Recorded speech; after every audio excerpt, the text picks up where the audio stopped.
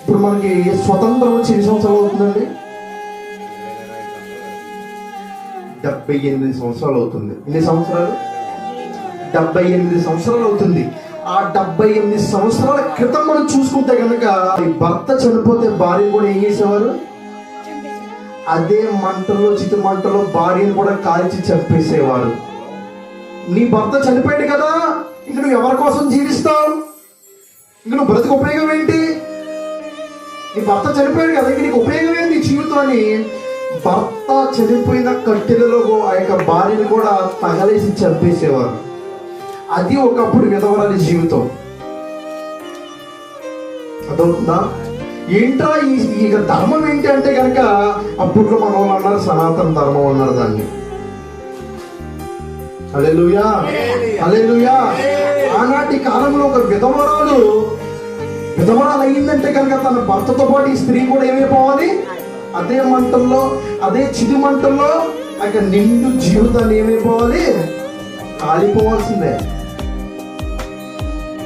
ఈ రోజుల్లో విధవరాల పరిస్థితి ఎలా ఉంటుందంటే, ఈ రోజుల్లో మన గ్రామంలో కానీ లేదు మన వీధిలో ఒక విధవరాలు ఉంటే కనుక ఆ విధవరాలు ఒక పెళ్లికి మనం పిలవం, ఒక శుభకరమైన కార్యానికి మనం పిలవం, ఒక బాబు పుడితే ఒక పాప పుడితే మనం ఒక విధవరాలు మనం పిలవం. అవునా కదా? పిలుస్తామండి, పిలుస్తావా? పిలవం.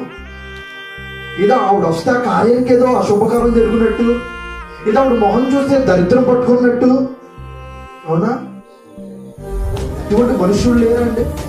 ఏ భర్త చనిపోతే ఆవిడ ఏమైనా దరిద్రం పట్టు, ఆవిడ ఏమైనా భర్తను చంపేసిందా? లేదు కదా. ఆ భర్తను దేవుడు తీసుకున్నాడు. అవునా?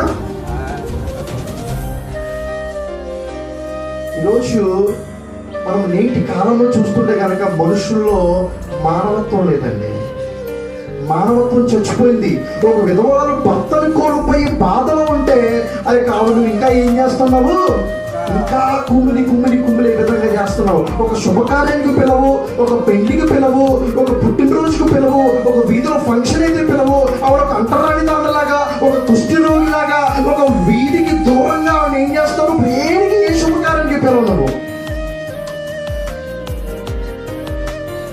హల్లెలూయా. ఈరోజు అదే విధవరాలకి దేవుడు ఏం చేస్తాడు తెలుసా? ఆ విధవరాల పట్ల మనుషులు వ్యాజ్యమాడకపోవచ్చు, కానీ ఆ విధవరాల పట్ల వ్యాజ్యమాడడానికి ఉన్నాడు ఆయన నజరేయుడైన యేసు. హల్లెలూయా. ఈరోజు విధవరాలు ఎవరన్నా మీరు బాధపడుతున్నా, ఈరోజు మీ పట్ల మనుషులు వ్యాజ్యమాడకపోవచ్చు, మనుషులు మీ వెనకలేకపోవచ్చు, మనుషులు మీ పట్ల మాట్లాడకపోవచ్చు, కానీ విధవరాల పట్ల వ్యాజ్యమాడేవాడు ఉన్నాడు ఆయనే నజరేయుడైన యేసు. హల్లెలూయా.